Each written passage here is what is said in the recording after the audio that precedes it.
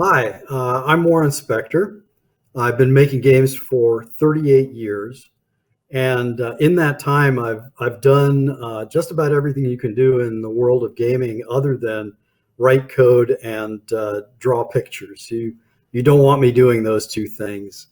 I've been a producer and worked with many teams on many games. I've been a designer, a game director, a creative director, and a studio head. Uh, I started in gaming, like most of you, as just a gamer. I started playing Dungeons and Dragons and fell in love with it. The first night I played, I couldn't believe that my friends and I were telling a story together. We all became storytellers, and I had never had that experience before. So I've spent my entire career trying to give everybody that experience, that feeling. Um, and it's been an interesting challenge. I've seen a lot of changes over the years, for sure.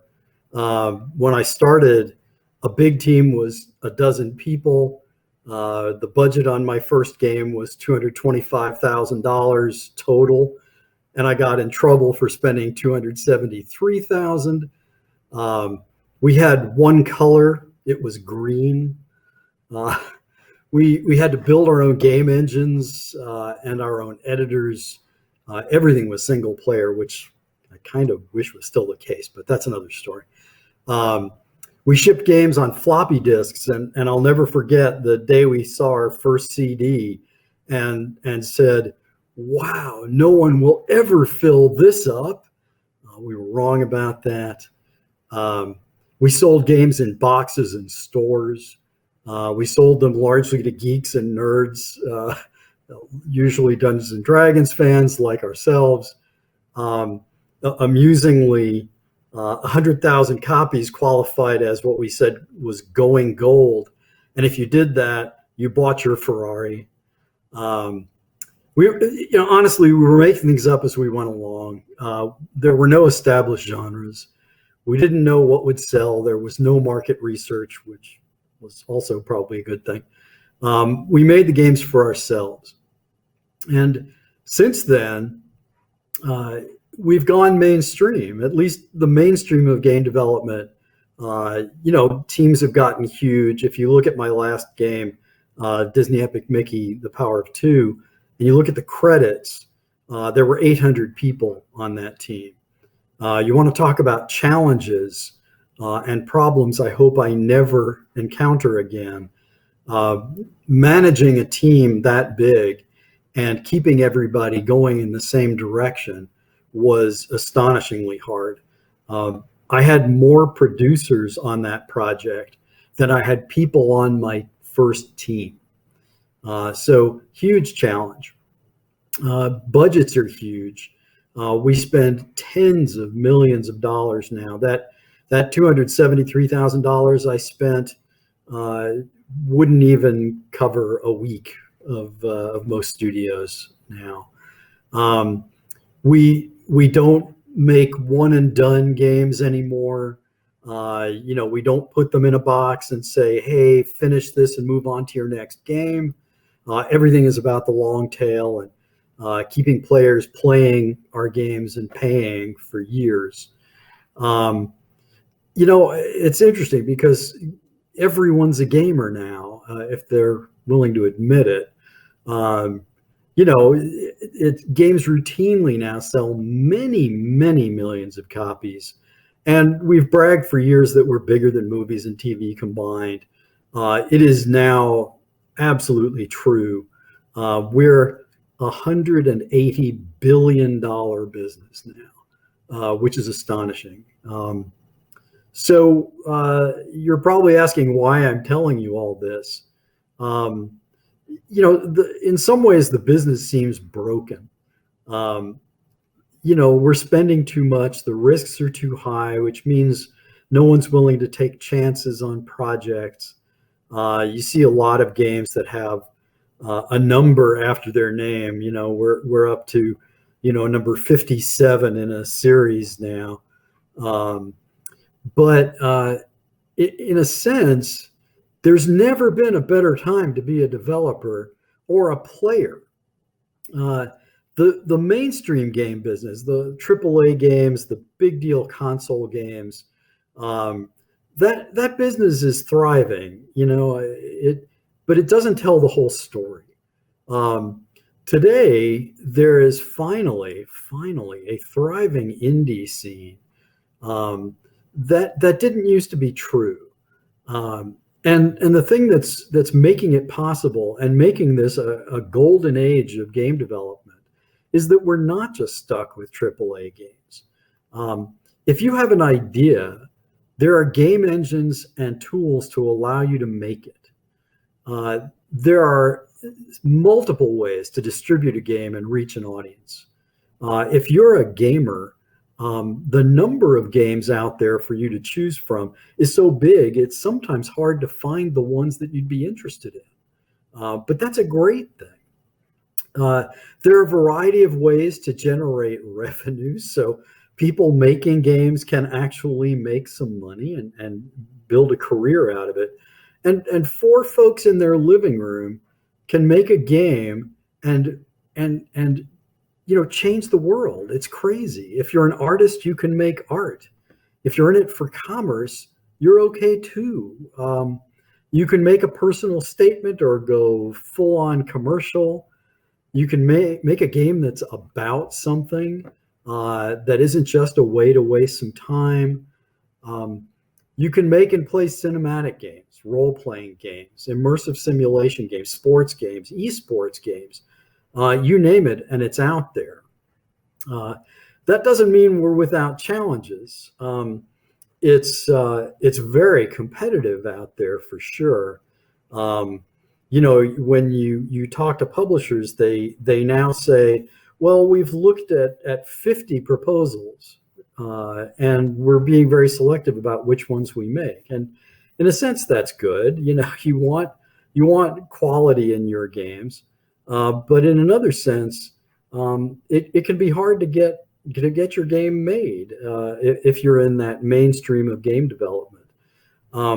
It's very hard to find some resources, that's for sure. If you want a job, a well-paying job in gaming or out, become a tech artist. Those folks can write their own ticket.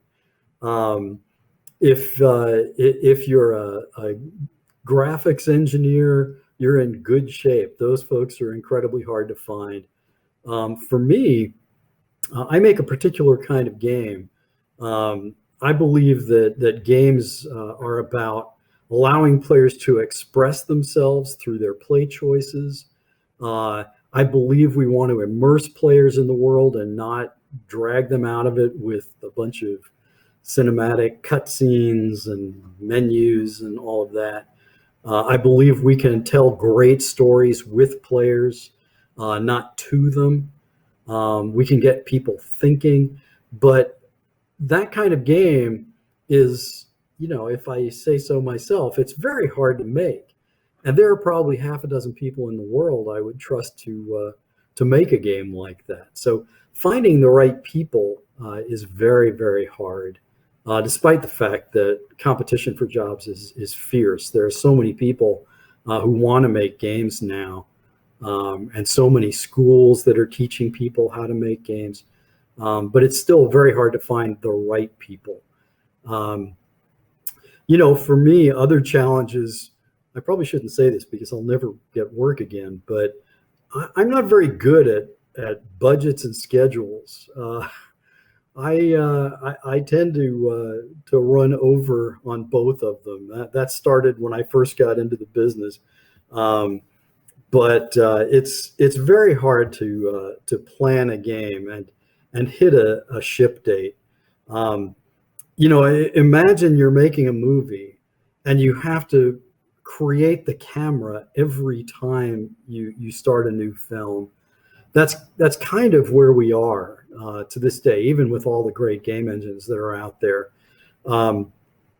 It's the people who publish games don't always understand that every game is different. You can have all the experience in the world, but every game brings different challenges. Um, if you're making a Mickey Mouse game like I did, um, it's the challenges are they're as silly as getting his ears to work right. The ears on Mickey are very, very particular, and that's a surprisingly hard programming challenge. I wanted to make a game where you could um, create and destroy things in the world. That's also very hard to do. Um, so there are technical challenges. There are challenges dealing with licensed properties. There is a problem finding the right people. There are problems with budgets and schedules and people not understanding that every game is different. Um, so plenty of challenges. Making games is the most collaborative and most difficult thing I can imagine. I've been on movie sets and worked with a bunch of movie people, and they think they have it hard. Um, and I always tell them, now, we have it hard. Your medium is a solved problem. The sprocket holes haven't moved in 125 years, and cinematic editing is well understood now. We're still making it up, um, and and that's why I really wanted to talk to you folks today. Um, there's the real point that I hope you take away from this is that there's still the potential to change things. Um, we're a young medium. We're still a frontier, and there are still uncharted parts of the gaming world. And as a developer, you may be the one who maps them out, who tames the wilderness. As a player, you can vote with your dollars and play games that are different, that are unique, that aren't just rehashes of old games with prettier pictures. If you're a publisher, take some more risks. There's a truism in the business that 80% of games fail. They lose money. And that's despite all the market research and all the tracking and player experience. If I had an 80% failure rate as a creative, I should probably be fired. So if you're a publisher, let your creatives take some chances once in a while. So the thing I most want to encourage is be bold. If you're in the mainstream of game development, you can always find one thing that hasn't been done before. And if you're a player, seek out games that are doing things that are new and different. They're out there. There are game-changing games. Look at Minecraft, tiny team, and talk about changing the world. They're out there. Go find those games. So be bold, be experimental, try new things. One of my favorite expressions, one of my mottos is fail gloriously. It's better to fail at something really hard that has the potential to change things than it is to succeed at something well understood or mediocre. Okay. So, try to change the world. Again, it doesn't matter if you're a developer or a player or a publisher, you can contribute to changing the world. It's funny. Back when I started, I remember thinking that games would change the world, that what we were doing was important, and we did it. I don't mean me personally, but games have actually changed the world, and those days are not gone. It isn't too late for you to change the world again and again and again. The medium demands it. I no longer get embarrassed saying we're an art form. The medium needs you. Games need you. So create your own future. What I really want is for all of you folks to make make games that old guys like me can't even imagine. You know, make people forget that I ever existed, and I'll be the happiest guy in the world. So that's what I wanted to say. Go out there and change the world. You have it in your capacity to do it. Go do it.